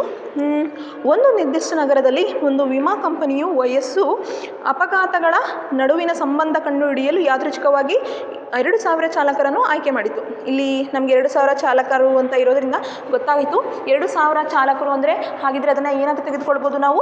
ಒಟ್ಟು ಯತ್ನಗಳ ಸಂಖ್ಯೆ ಅಂತ ಹೇಳಿ ತೆಗೆದುಕೊಳ್ಬೋದಲ್ಲ. ಇಲ್ಲಿ ಏನಾಗಿದೆಪ್ಪ ಅಂದರೆ ಒಂದು ನಿರ್ದಿಷ್ಟ ಒಂದು ನಗರ ಇದೆ. ಆ ನಗರದಲ್ಲಿ ಒಂದು ವಿಮಾ ಕಂಪ್ನಿ ಬರುತ್ತೆ. ಆ ಕಂಪನಿ ವಯಸ್ಸು ಮತ್ತು ಅಪಘಾತಗಳು, ಇವಾಗ ಒಂದು ಏರಿಯಾ, ಇವಾಗ ಯಾವುದೋ ಒಂದು ಎಕ್ಸಾಂಪಲ್ ವಿದ್ಯಾನಗರ ಅಂತ ಅಂದ್ಕೊಳ್ಳಿ, ಅದೊಂದು ಏರಿಯಾ. ಆ ಏರಿಯಾದಲ್ಲಿ ಒಂದು ಕಂಪ್ನಿ ಬರುತ್ತೆ. ಆ ಏರಿಯಾಗೆ ಆ ಕಂಪ್ನಿ ಏನಪ್ಪ ಮಾಡುತ್ತೆ ಅಂದರೆ ವಯಸ್ಸು, ಅಂದರೆ ಅಲ್ಲಿರುವಂಥ ಜನರ ವಯಸ್ಸು ಮತ್ತು ಅಪಘಾತ ಆಗಿರುತ್ತಲ್ವ, ಆ ಅಪಘಾತ ಏನಾಗಿರುತ್ತೆ, ಇವಾಗ ಮಳೆ ಬಂದಿರುತ್ತೆ ಅಂತ ಅಂದ್ಕೊಳ್ಳಿ. ಮಳೆ ಬಂದು ಮಳೆಯಲ್ಲಿ ಇವಾಗ ವಿದ್ಯಾನಗರ ಅಂತಲೇ ಬೇಡ, ಬೇರೆ ಯಾವುದಾದ್ರೂ ಹಳ್ಳಿ ತೊಗೊಳ್ಳಿ. ಅದು ಹಳ್ಳಿಯಲ್ಲಿ ನೀರೆಲ್ಲ ಬಂದುಬಿಟ್ಟು ಮನೆಗಳೆಲ್ಲ ಕೊಚ್ಕೊಂಡು ಹೋಗುತ್ತವೆ.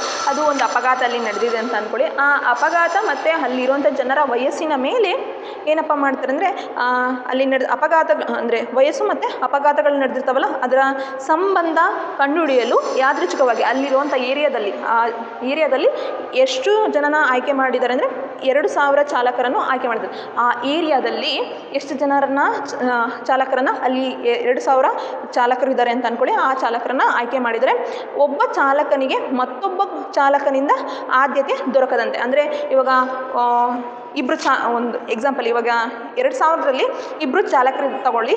ಈ ಒಬ್ಬ ಚಾಲಕ ಇನ್ನೊಬ್ಬ ಚಾಲಕ, ಅಂದರೆ ಇವಾಗ ಇಲ್ಲೊಬ್ಬ ಚಾಲಕ ಇದೆ, ಅಂದರೆ ಇವನಿಗೂ ಮತ್ತು ಇನ್ನೊಬ್ಬನಿಗೂ ಯಾವುದೇ ಸಂಬಂಧ ಇಲ್ಲದೇ ಇರೋ ರೀತಿ ಅವರು ಏನಪ್ಪ ಕರ್ಕೊಂಡಿರ್ತಾರೆ, ಅದರಲ್ಲಿ ಚೂಸ್ ಮಾಡಿರ್ತಾರೆ.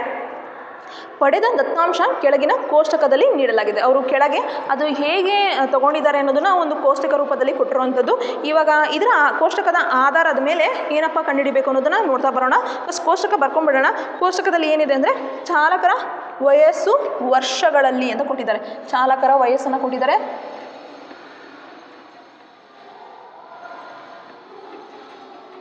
ಚಾಲಕರ ವಯಸ್ಸನ್ನು ಕೊಟ್ಟಿರುವಂಥದ್ದು ಇದರಲ್ಲಿ ಕೊಟ್ಟಿದ್ದಾರೆ, ವರ್ಷದಲ್ಲಿ ಕೊಟ್ಟಿರುವಂಥದ್ದು, ವರ್ಷಗಳಲ್ಲಿ ಕೊಟ್ಟಿದ್ದಾರೆ.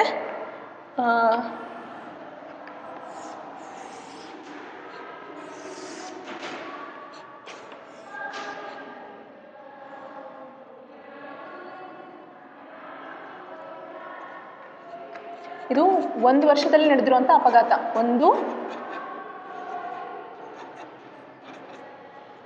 ಒಂದು ವರ್ಷದಲ್ಲಿ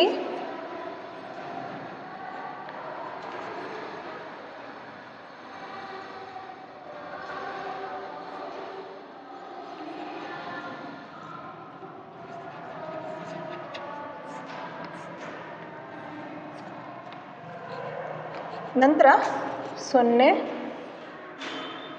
1, 2, 3,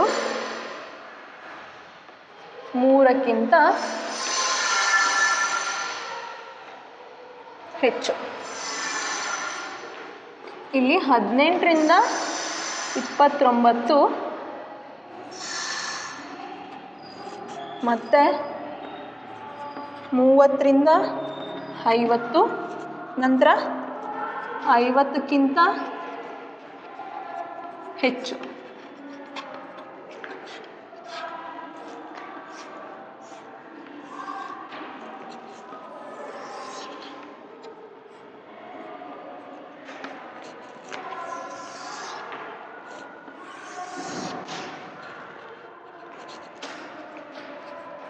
ನಾನ್ನೂರ 40, 505 ಹಾಗೆ 360 ಕೊಟ್ಟಿದ್ದಾರೆ.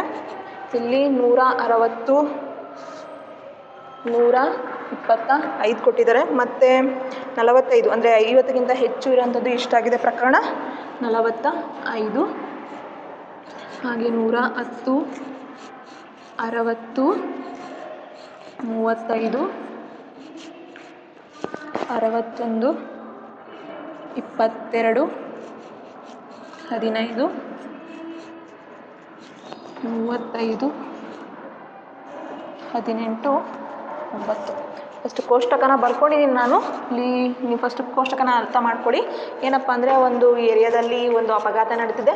ಅವರ ವಯಸ್ಸು ಮತ್ತು ಅಪಘಾತಗಳ ಆಧಾರದ ಮೇಲೆ 2000 ಜನಗಳನ್ನ ಆಯ್ಕೆ ಮಾಡಿದ್ದಾರೆ. ಎಷ್ಟು ಜನರನ್ನ? 2000 ಚಾಲಕರನ್ನು. ಹಾಗಿದ್ರೆ ನಾವು 2000ನ ಇನ್ನೊಂದು ತೆಗೆದುಕೊಳ್ಬೋದು, ಒಟ್ಟು ಯತ್ನಗಳ ಸಂಖ್ಯೆ. ನಾನು ಎನ್ನತ ತೆಗೆದುಕೊಳ್ತೀನಿ. ಒಟ್ಟು ಯತ್ನಗಳ ಸಂಖ್ಯೆ ಎಷ್ಟಿದೆ? 2000 ಚಾಲಕರನ್ನು ತೆಗೆದುಕೊಂಡಿದ್ದಾರೆ. ಗೊತ್ತಾಗ್ತಿದೆ ಅಲ್ವಾ? ಒಟ್ಟು ಚಾಲಕರ ಸಂಖ್ಯೆ, ಇವಾಗ ಒಟ್ಟು ಯತ್ನಗಳ ಸಂಖ್ಯೆ. ಅದರಲ್ಲಿ ಏನಪ್ಪ ಅಂದರೆ ವಯಸ್ಸನ್ನು ವರ್ಷದಲ್ಲಿ ಕೊಟ್ಟಿದ್ದಾರೆ. ಈ ಚಾಲಕರ ವಯಸ್ಸಿನ ಆಧಾರದ ಮೇಲೆ ಮತ್ತು ಇವಾಗ ಇದು ಒಂದು ಇಯರಲ್ಲಿ ಏನಾಗಿರುತ್ತೆ ಅಂದರೆ ಅಪಘಾತ ನಡೆದಿರೋದು. ಇದು ಫಸ್ಟ್ ಯಾವುದೇ ಇಯರ್ ಇಲ್ಲ ಅಂದರೆ ನಡೆದೇ ಇಲ್ಲ ಅನ್ನೋದು, ಇದು ನಡೆದಿರೋದು ಫಸ್ಟು ಒಂದು ಇಯರಲ್ಲಿ. ಆಮೇಲೆ ಇದು ಎರಡನೇ ವರ್ಷದಲ್ಲಿ ನಡೆದಿರೋದು. ಆಮೇಲೆ 3 ವರ್ಷದಲ್ಲಿ ನಡೆದಿರೋದು. 3ಕ್ಕಿಂತ ಹೆಚ್ಚು ವರ್ಷಗಳು ಆಗಿರ್ಬೋದು. ಆ ವರ್ಷಗಳಲ್ಲಿ ಆಗಿರುವಂಥ ಅಪಘಾತಗಳನ್ನ ಕೊಟ್ಟಿದ್ದಾರೆ. ಇದು ಏನಪ್ಪ ಅಂದರೆ ಚಾಲಕರ ವಯಸ್ಸು. ಅಂದರೆ ಇಲ್ಲಿ ಚಾಲಕರ ವಯಸ್ಸು ಮತ್ತು ಇವು ವರ್ಷಗಳು ಇಲ್ಲಿರೋವು ಏನಾಗಿರುತ್ತೆ ವರ್ಷಗಳ ರೂಪದಲ್ಲಿ ಕೊಟ್ಟಿರುವಂಥದ್ದು. ಇವಾಗ ನೀವು ಕಂಡುಹಿಡಿಬೇಕಾಗಿರೋದೇನು ಅಂದರೆ ಅವ್ರು ಏನು ಕೊಟ್ಟಿದ್ದಾರೆ ಪ್ರಶ್ನೆ ನೋಡೋಣ. ಈ ಕೋಷ್ಟಕ ಅರ್ಥ ಆಯಿತು ಅಂತ ಅನ್ಕೊತೀನಿ. ಕೋಷ್ಟಕದ ಆಧಾರದ ಮೇಲೆ ನಗರದಲ್ಲಿ ಯಾದೃಚ್ಛಿಕವಾಗಿ ಹಾರಿಸಿದಾಗ ಚಾಲಕನಿಗೆ ಸಂಬಂಧಿಸಿದಂತೆ ಕೆಳಗೆ ಘಟನೆಗಳ ಸಂಭವನೀಯತೆಯನ್ನು ಕಂಡುಹಿಡಿಯಿರಿ ಅಂತ ಹೇಳಿದ್ದಾರೆ. ನೋಡ್ರಿ, ಯಾದೃಚ್ಛಿಕವಾಗಿ ಎಷ್ಟು ಜನನ ಆಯ್ಕೆ ಮಾಡಲಾಗಿದೆ? 2000 ಜನರನ್ನ ಆಯ್ಕೆ ಮಾಡಲಾಗಿದೆ. ಆಮೇಲೆ ಒಬ್ಬರಿಗಿಂತ ಇನ್ನೊಬ್ಬರಿಗೆ ಸಂಪರ್ಕ ಇರೋದಿಲ್ಲ, ಸಂಬಂಧ ಇರೋದಿಲ್ಲ. ಆಮೇಲೆ ಏನಪ್ಪ ಅಂದರೆ ಕೆಳಗೆ ಇಷ್ಟು ಘಟನೆಗಳನ್ನ ಕೊಟ್ಟಿದ್ದಾರೆ. ಆ ಘಟನೆಗಳು ಪ್ರಶ್ನೆ ರೂಪದಲ್ಲಿದೆ. ಅದರ ಸಂಭವನೀಯತೆಯನ್ನು ಎಷ್ಟು ಅನ್ನೋದನ್ನು ನೀವು ಕಂಡುಹಿಡ್ತಾ ಬರಬೇಕು. ಫಸ್ಟು ಮೊದಲನೇ ಪ್ರಶ್ನೆ ಏನಪ್ಪ ಇದೆ ಅಂದರೆ, ಒಂದು ವರ್ಷದಲ್ಲಿ ನಿಖರವಾಗಿ 3 ಅಪಘಾತಗಳು ಮಾಡಿದ 18ರಿಂದ 29 ವರ್ಷದ ಚಾಲಕರು ಅಂತ ಕೊಟ್ಟಿದ್ದಾರೆ. ನೋಡಿ, 18ರಿಂದ 29 ವರ್ಷದ ಚಾಲಕರಿದ್ದಾರೆ ಇಲ್ಲಿ. ಹೌದಾ? 18ರಿಂದ 29 ವರ್ಷದ ಚಾಲಕರು. ಒಂದು ವರ್ಷದಲ್ಲಿ ನಿಖರವಾಗಿ 3 ಅಪಘಾತಗಳು. ಇವಾಗ ಇದು ಒಂದು ವರ್ಷ ಎಷ್ಟು ಅಪಘಾತಗಳು ನಡೆದಿವೆ? 3 ಅಪಘಾತಗಳು. ಗೊತ್ತಾಗ್ತಿದೆಯಲ್ವಾ? 3 ಅಪಘಾತಗಳು ನಡೆದಿರುವಂಥದ್ದು. ಇವಾಗ ಒಂದು ವರ್ಷದಲ್ಲಿ ನಿಖರವಾಗಿ 3 ಅಪಘಾತಗಳು. ಇದು ಒಂದು ವರ್ಷದ ಅಂದರೆ ಇದಿಷ್ಟು ಒಂದು ವರ್ಷದಲ್ಲಿ ಎಷ್ಟು ಅಪಘಾತಗಳು ನಡೆದಿದ್ದಾವೆ? 3 ಅಪಘಾತಗಳು. ಇಲ್ಲಿ 2 ಅಪಘಾತ, ಇಲ್ಲಿ 1 ಅಪಘಾತ, ಇಲ್ಲಿ ಯಾವುದೇ ಅಪಘಾತ ಆಗಿಲ್ಲ. 3ಕ್ಕಿಂತ ಹೆಚ್ಚು ಅಪಘಾತಗಳು ಆಗಿದೆ ಅಂತ ಹೇಳಿ ಕೊಟ್ಟಿರೋದು. ಸಾರಿ ಮಕ್ಕಳೇ, ಇನ್ನೊಂದು ಸರಿ ಹೇಳ್ತೀನಿ ನೋಡಿ. ಪ್ರಶ್ನೆ ಏನಪ್ಪ ಇದೆ ಅಂದರೆ, ಒಂದು ವರ್ಷದಲ್ಲಿ ನಿಖರವಾಗಿ 3 ಅಪಘಾತಗಳು ಮಾಡಿದ 18ರಿಂದ 29 ವರ್ಷದ ಚಾಲಕರು ಅಂತ ಹೇಳಿದರೆ 18ರಿಂದ 29 ವರ್ಷದ ಚಾಲಕರು ಇಲ್ಲಿದ್ದಾರೆ. ಹೌದಾ? ಇದು ಏನಪ್ಪ ಅಂದರೆ ಈ ಚಾರ್ಟಲ್ಲಿರೋದು ಒಂದು ವರ್ಷದ ಅಪಘಾತ, ಒಂದು ವರ್ಷದಲ್ಲಿನ ಅಪಘಾತ. ಅಂದರೆ ಒಂದು ಇಯರಲ್ಲಿ ಎಷ್ಟು ಸರಿ ಅಪಘಾತ ಆಗಿದೆ ಆಗದೇನೂ ಇರ್ಬೋದು. 0 ಅಂದರೆ ಇಲ್ಲಿ ಒಂದು ಸರಿ ಆಗಿದೆ, ಇಲ್ಲಿ 2 ಸರಿ, ಇಲ್ಲಿ 3 ಸರಿ, ಇಲ್ಲಿ 3ಕ್ಕಿಂತ ಹೆಚ್ಚು ಸರಿ ಅಪಘಾತ ಆಗಿರುವಂಥದ್ದನ್ನು ಅವ್ರು ಕೊಟ್ಟಿದ್ದಾರೆ. ಅದು ಎಷ್ಟು ಅಂದರೆ 18ರಿಂದ 29 ವರ್ಷದ ಜನರಿಗೆ ಎಷ್ಟು ಆಗಿದೆ ಅನ್ನೋದು ಇಲ್ಲಿ ಕೊಟ್ಟಿರುವಂಥದ್ದು. ನೋಡಿ, ಹಾಗೆ 3 ಸತಿ ಅಪಘಾತ ಆಗಿರುವಂಥದ್ದು. 3 ಸತಿ ಅಪಘಾತ ಆಗಿರುವಂಥದ್ದು ಎಷ್ಟು ಜನಕ್ಕೆ? 18ರಿಂದ 29 ವಯಸ್ಸಿನ ಜನ ಎಷ್ಟು ಜನ ಇದ್ದಾರೆ ಇಲ್ಲಿ ಅಂದರೆ 69 ಇದ್ದಾರೆ. 61 ಇದ್ದಾರೆ ಮಕ್ಕಳೇ. ನೋಡಿ, 3 ಸರಿ ಅಪಘಾತ ಆಗಿದೆ ಅಲ್ವಾ? 3 ಸತಿ. ಪ್ರಶ್ನೆ ಅರ್ಥ ಮಾಡ್ಕೊಳ್ಳಿ ಫಸ್ಟ್ ನೀವು. 3 ಸರಿ ಒಂದು ವರ್ಷದಲ್ಲಿ, ಅಂದರೆ ಇದು ಒಂದು ವರ್ಷದಲ್ಲಿ 3 ಸತಿ ಅಪಘಾತ ಆಗಿದೆ. ಆ ಅಪಘಾತದಲ್ಲಿ ಸಿಗುವಂಥ 18ರಿಂದ 29 ವರ್ಷದ ಚಾಲಕರು ಎಷ್ಟು ಜನ ಇದ್ದಾರೆ? 61 ಇದ್ದಾರೆ. ಗೊತ್ತಾಯ್ತು ಅಲ್ವಾ? 61.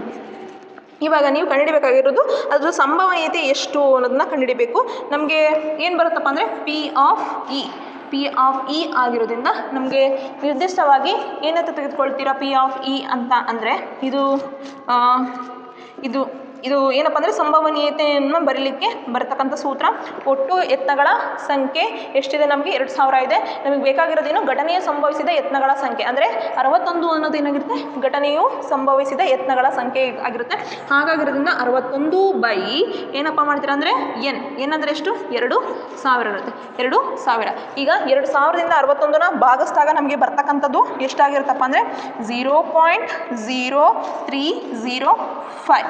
ಇದನ್ನು ಹೇಗೆ ಬರ್ಕೋಬೋದು ಅಂದರೆ ನೋಡಿ, ಇಲ್ಲಿ 5ಕ್ಕಿಂತ ಜಾಸ್ತಿ ಇತ್ತು ಅಂದರೆ, ಇವಾಗ ಇಲ್ಲಿ ಒಂದು 3 ಪಾಯಿಂಟ್ಸ್ ಆದಮೇಲೆ 5ಕ್ಕಿಂತ ಜಾಸ್ತಿ ಇತ್ತು ಅಂದರೆ ನಾವೇನಪ್ಪ ಮಾಡ್ತೀವಿ ಅಂದರೆ ಇದನ್ನು 5ನ್ನು ಹಿಂದ್ಗಡೆ ಇರುವಂಥ ಸಂಖ್ಯೆಗೆ ಒಂದು ಸಂಖ್ಯೆನ ಕೊಡ್ತೀವಿ, ಅಂದರೆ ಟ್ರಾನ್ಸ್ಫರ್ ಮಾಡ್ತೀವಿ. ಅವಾಗ ಎಷ್ಟಾಗುತ್ತೆ? ಇಲ್ಲಿ 1 ಆಗುತ್ತೆ. ಇದನ್ನು ಏನಂತ ಬರಿಬೋದು? 0.031 ಅಂತ ಬರಿಬೋದು. ನೋಡಿ, ಒಂದು 3 ಸಂಖ್ಯೆಗಳಾದಮೇಲೆ ಒಂದಿಷ್ಟು ಸಂಖ್ಯೆಗಳು ಕಂಟಿನ್ಯೂ ಆಗಿತ್ತು ಅಂದರೆ ಒಂದು ಎಕ್ಸಾಕ್ಟ್ ವ್ಯಾಲ್ಯೂನ, ಅಂದರೆ ನಿರ್ದಿಷ್ಟವಾದ ಬೆಲೆನ ಇಡಲಿಕ್ಕೋಸ್ಕರ ಏನಪ್ಪ ಮಾಡ್ತೀವಿ ಅಂದರೆ 5ಕ್ಕಿಂತ ಎಲ್ಲಿ ಜಾಸ್ತಿ ಸಂಖ್ಯೆ ಸಿಗುತ್ತೋ ಆ ಸಂಖ್ಯೆನ ತೆಗೆದುಕೊಳ್ತೀವಿ. 5 ಅಥವಾ ಅದಕ್ಕಿಂತ ಜಾಸ್ತಿ, ಈ 5 ಇದೆ ಇಲ್ಲಿ, ಈ 5ನ ಸಂಖ್ಯೆಯಿಂದ ಒಂದು ಸಂಖ್ಯೆನ ಹಿಂದಕ್ಕೆ ಹಾಕ್ತೀವಿ. ಅವಾಗ ಏನಾಗಿರುತ್ತೆ? ಇದು ನಿರ್ದಿಷ್ಟ ಬೆಲೆನ ಸೂಚಿಸುತ್ತೆ. ಇವಾಗ 2000ರಿಂದ 61ನ ಭಾಗಿಸಿದಾಗ ನಮಗೆ ಬರ್ತಕ್ಕಂಥ ಬೆಲೆ ಎಷ್ಟಾಗಿರುತ್ತೆ ನೋಡಿ. ನೋಡಿ, 2000ದಿಂದ 61ರ ಭಾಗಿಸಿದಾಗ ಎಷ್ಟು ಬರುತ್ತೆ ನೋಡಿ. 2000ದಲ್ಲಿ 61 ಬರಲ್ಲ, ಹೌದಾ? ಏನು ಮಾಡ್ಬೋದು ನಾವು? 0 ಇಟ್ಕೊತೀವಿ, ಪಾಯಿಂಟ್. ಆವಾಗ ಇಲ್ಲಿ ಒಂದು 0 ಹಾಕ್ತೀರಿ, 660 ಆಗುತ್ತೆ. ನಮಗೆ ಇಲ್ಲಿ 4 ಸಂಖ್ಯೆ ಇದೆ, ಇಲ್ಲಿ 3 ಸಂಖ್ಯೆ ಇದೆ. ಇವಾಗ ಏನಪ್ಪ ಮಾಡ್ತೀರಾ ಅಂತಂದರೆ ಇಲ್ಲಿ 0 ಇಟ್ಕೊಂಡು ಇನ್ನೊಂದು 0 ಇಟ್ಕೊತೀರಾ. ಈಗ ಮಾಡಿರಿ. ಈಗ 2ರಲ್ಲಿ 2003 ಎಷ್ಟು 6000 ಬರುತ್ತೆ. ಹೌದಾ? ನೆಕ್ಸ್ಟ್ ಇನ್ನೆಷ್ಟು ಉಳಿತು? 100 ಉಳಿತು. ಈಗೇನಪ್ಪ ಮಾಡ್ತೀರಿ ಅಂದರೆ ಪಾಯಿಂಟ್ ಕಟ್ಟಿರೋದ್ರಿಂದ 0 ಎಳಿಸ್ಕೊಂತೀರಿ. ಇವಾಗ 2000ದಲ್ಲಿ 1000 ಬರಲ್ಲ. ಅವಾಗೇನು ಮಾಡಬೇಕು? ಇಲ್ಲಿ ಒಂದು 0 ಹಾಕಿದ್ರಿಂದ ಇಲ್ಲಿ ಇನ್ನೊಂದು 0ನ ಬರ್ಕೋಬೋದು ನೀವು. ಹಾಗಾಗಿರೋದ್ರಿಂದ ಎಷ್ಟಾಯಿತು? 10,000. ನೋಡಿ 2000ದಲ್ಲಿ 10,000 ಬರುತ್ತೆ. 2000 ಮಗ್ಗೆಯಲ್ಲಿ 2005 ಎಷ್ಟು? 10,000 ಬರುತ್ತೆ. ಆ ಕಾರಣದಿಂದ ಏನಾಯಿತು? ಇದು ಸಬ್ಟ್ರಾಕ್ಟ್ ಆದಾಗ ಕೊನೆಗೆ 0 ಉಳಿತು. ಹೇಗೆ ಬಂತು ಅಂತ ಗೊತ್ತಾಯ್ತಲ್ವ? ಇವಾಗ ಇದು ಪಾಯಿಂಟ್ ಆದಮೇಲೆ ಭಾಳ ಸಂಖ್ಯೆಗಳಿರೋ ಕಾರಣ ನೋಡಿ, ನಿಮಗೆ ಒಂದು 2 ಸಂಖ್ಯೆ ಆದಮೇಲೆ ಎಲ್ಲಾದರೂ 5ಕ್ಕಿಂತ ಜಾಸ್ತಿ ಸಂಖ್ಯೆ ಸಿಕ್ತು ಅಂದರೆ ಆ 5 ಅಥವಾ 5ಕ್ಕಿಂತ ಜಾಸ್ತಿ, ಇಲ್ಲಿ 5 ಬರಬೇಕು ಅಂತ ಏನಿಲ್ಲ, 6, 7, 8 ಹಾಗಾದ್ರಿಂದ ಇಲ್ಲಿ 6 ಬಂದಿತ್ತು ಅಂದರೆ ಇದರಿಂದ ಒಂದು ಅಂಕಿನ ಹಿಂದ್ಗಡೆಗೆ ಕಳಿಸ್ತೀರಿ. ಅವಾಗ ಏನಾಗುತ್ತೆ? ಇಲ್ಲಿ 1 ಆಗುತ್ತೆ. ಸೊ ಇದನ್ನು 0.031 ನಿಮ್ಮ ಪುಸ್ತಕದಲ್ಲಿ ಕೊಟ್ಟಿದ್ದಾರೆ. ಇದು ಗೊತ್ತಿರಲಿ ಅಂತ ಹೇಳ್ತಿದ್ದೀನಿ. ನೀವು ಈ ಉತ್ತರನಾದರೂ ಬರಿಬೋದು ಅಥವಾ ಈ ಉತ್ತರನಾದರೂ ಬರಿಬೋದು. ಇಷ್ಟು ಗೊತ್ತಾಯ್ತಲ್ವ? ಅದೇ ರೀತಿ ಎರಡನೇದು ಪ್ರಶ್ನೆ ನೋಡೋಣ. ನಿಮಗೆ ಸೂತ್ರ ಗೊತ್ತಿತ್ತು ಅಂದರೆ ಯಾವ ಲೆಕ್ಕನಾದರೂ ಕೂಡ ನೀವು ಮಾಡ್ತಾ ಬರ್ತೀರಿ. ಇದು ಉದಾಹರಣೆ ಆಗಿರೋದ್ರಿಂದ ಕಾರಣ ನಾನು ಏನಪ್ಪ ಮಾಡ್ತೀನಿ ಅಂದರೆ ಜಸ್ಟ್ ಬ್ರೀಫ್ ಮಾಡ್ತಾ ಇದ್ದೀನಿ. ನಿಮ್ಮ ಪುಸ್ತಕದಲ್ಲಿ ಆಲ್ರೆಡಿ ಅವ್ರು ಕೊಟ್ಟಿದ್ದಾರೆ ಏನು ಮಾಡಬೇಕು ಅಂತ, ನಾನು ನಿಮಗೆ ಅರ್ಥ ಮಾಡಿಸ್ತಿದ್ದೀನಿ ಮಕ್ಕಳೇ. ನೋಡಿ ಇವಾಗ ಎರಡನೇ ಪ್ರಶ್ನೆ ಏನಪ್ಪ ಇದೆ ಅಂದರೆ, ಅವರು ಒಂದು ವರ್ಷದಲ್ಲಿ 1 ಅಥವಾ ಹೆಚ್ಚು ಅಪಘಾತ ಮಾಡಿದ 30 ರಿಂದ 50 ವರ್ಷದ ಚಾಲಕರು ಅಂತ ಹೇಳಿದರೆ, ಇವಾಗ ಇದು ಒಂದು ವರ್ಷದಲ್ಲಿ ಒಂದು ಅಥವಾ ಹೆಚ್ಚು ಅಪಘಾತ, ಒಂದು ಅಥವಾ ಹೆಚ್ಚು ಅಂದರೆ 1 ಬರುತ್ತೆ, 2 ಹಾಗೆ 3ಕ್ಕಿಂತ ಹೆಚ್ಚು. 1 ಅಥವಾ 1ಕ್ಕಿಂತ ಹೆಚ್ಚು ಅಂದರೆ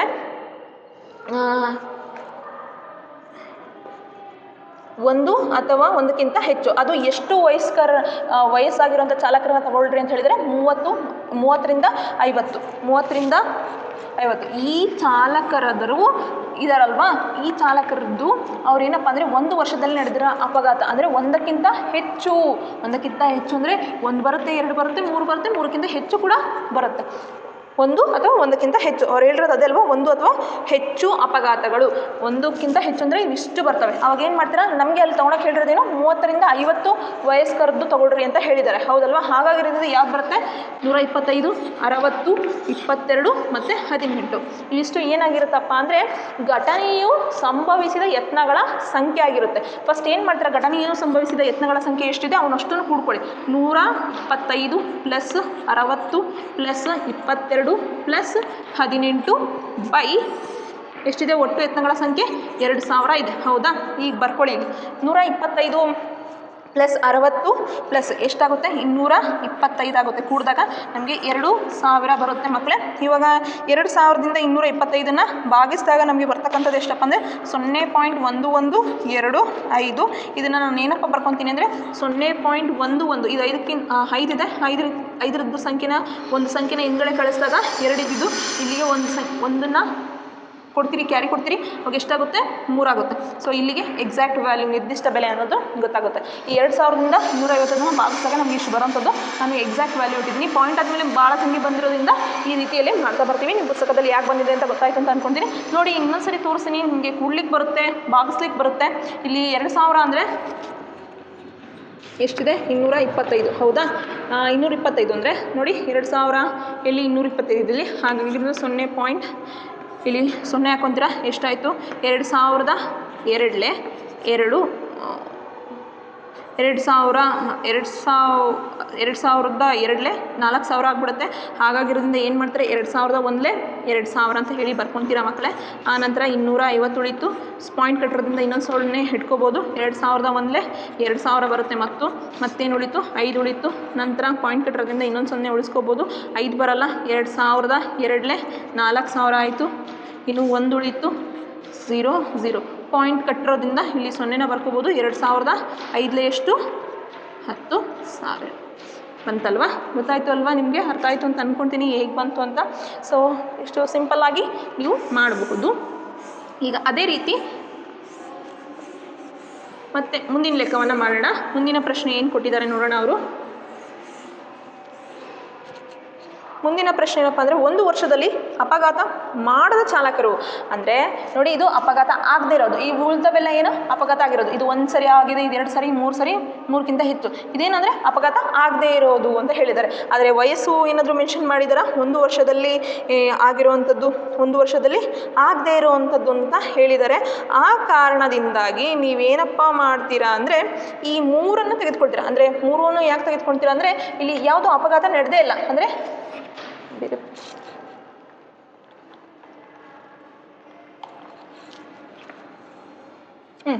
ಅಪಘಾತ ನಡೆದೇ ಇಲ್ಲ ಅಂದರೆ ನಾವು ಇದನ್ನು ಚೂಸ್ ಮಾಡಬೇಕಾಗುತ್ತೆ. ಈಗೇನಪ್ಪ ಮಾಡ್ತೀರಾ ಅಂದರೆ ಈ 3 ವಯಸ್ಕರದ್ದು ಸಂಭವನೀಯತೆಯನ್ನು ಇಲ್ಲಿ ಕಂಡುಹಿಡಿಬೇಕಾಗುತ್ತೆ. ಆಗಲೂ ಕೂಡ ಏನಾಗುತ್ತೆ, ಒಟ್ಟು ಯತ್ನಗಳ ಸಂಖ್ಯೆ, ಘಟನೆಯು ಸಂಭವಿಸಿದ ಯತ್ನಗಳ ಸಂಖ್ಯೆ ಬೈ ಒಟ್ಟು ಯತ್ನಗಳ ಸಂಖ್ಯೆನ ಮಾಡಬೇಕಾಗುತ್ತೆ. ಅಂದರೆ ಇವಿಷ್ಟು ಏನಾಗಿರುತ್ತೆ, ಘಟನೆಯು ಸಂಭವಿಸಿದ ಯತ್ನಗಳ ಸಂಖ್ಯೆ ಆಗಿರುತ್ತೆ. ಫಸ್ಟು 440 ಪ್ಲಸ್ 505 ಪ್ಲಸ್ 360 ಬೈ ಏನು ಮಾಡ್ತೀರಾ, ಇಲ್ಲಿ ನಮಗೆ 2000ದಿಂದ ಭಾಗಿಸ್ತೀರಿ. ನಂತರ 440 ಪ್ಲಸ್ 505 ಪ್ಲಸ್ 360 ಮೂರನ್ನು ಕೂಡಿದಾಗ ನಮಗೆ ಬರ್ತಕ್ಕಂಥದ್ದು ಎಷ್ಟು ಬರುತ್ತಪ್ಪ ಅಂದರೆ 5 ಬರುತ್ತೆ. ಫಸ್ಟು 5, ನಂತರ 6, 4, 10, 4, 9, 10, 13 ಆಯಿತು. 1305 ಆಯಿತು. ಇವಾಗ ಏನಪ್ಪ ಮಾಡ್ತೀರಾ ಅಂದರೆ ಒಟ್ಟು ಯತ್ನಗಳ ಸಂಖ್ಯೆ ಎಷ್ಟು ಬರುತ್ತೆ? ಒಟ್ಟು ಯತ್ನಗಳ ಸಂಖ್ಯೆ 2000 ಬರುತ್ತೆ. ಇವಾಗ ನೋಡಿ, 2000ದಿಂದ 1305ನ್ನು ಭಾಗಿಸಿದಾಗ ನಮಗೆ ಬರ್ತಕ್ಕಂಥದ್ದು 0.65 ಮತ್ತು 3 ಬರುತ್ತೆ. ಇದು ಗೊತ್ತಾಯಿತು ಅಂತ ಅಂದ್ಕೊಳ್ತೀನಿ ನಾನು. ಇದಿಷ್ಟು ಅರ್ಥ ಆಯಿತು ಅಂದರೆ ನಿಮಗೆ ಎಕ್ಸಸೈಸಲ್ಲಿ ಅಂದರೆ ಅಭ್ಯಾಸ ಲೆಕ್ಕಗಳಲ್ಲಿ ಅವ್ರು ಯಾವುದೇ ಪ್ರಶ್ನೆ ಕೊಟ್ಟರು ಕೂಡ ನೀವು ಮಾಡ್ತೀರಿ. ಅದನ್ನು ಇನ್ನೂ ಬ್ರೀಫಾಗಿ ನಿಮಗೆ ಹೇಳ್ಕೊಡ್ತಾ ಬರ್ತೀನಿ ಮಕ್ಕಳೇ. ಇದಿಷ್ಟು ಅರ್ಥ ಆಯಿತು ಅಂತ ಅಂದ್ಕೊಳ್ತೀನಿ. ಇವತ್ತಿನ ತರಗತಿಗೆ ಇಷ್ಟು ಸಾಕು ಉದಾಹರಣೆ ಲೆಕ್ಕಗಳು. ಮುಂದಿನ ತರಗತಿಯಲ್ಲಿ ಇನ್ನೂ ಉಳಿದಿರ್ತಕ್ಕಂಥ ಉದಾಹರಣೆ ಲೆಕ್ಕಗಳನ್ನ ನೋಡೋಣ. Thank you.